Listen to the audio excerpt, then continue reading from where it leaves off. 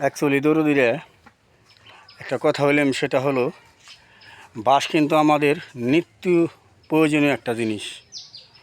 কারণ বাঁশ অনেক একটা উপকারী জিনিস এবং আছে বাঁশ কিন্তু যে আপনার শেষের যে দিনে বিদায় হবেন সেদিনকেও কিন্তু এই বাঁশ লাগবে।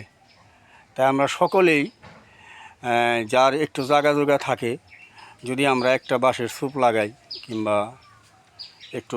একটা বাঁশ লাগাই, কিন্তু আমার পরকালের কিংবা সঙ্গে কিন্তু যাবে এই বাঁশ।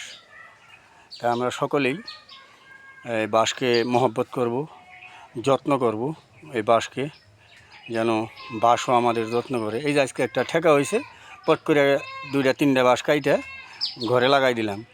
আর যদি না থাকতো তাহলে কী করতাম? তাহলে তো আর লাগান যেত না। তাই আমরা সকলে যে জিনিসটা প্রয়োজনীয় সেই জিনিসটা আমরা লাগাবো, সেই জিনিসটার যত্ন করব। ধন্যবাদ সকলকে। আমার ছেলে কাজে লেগে গেছে।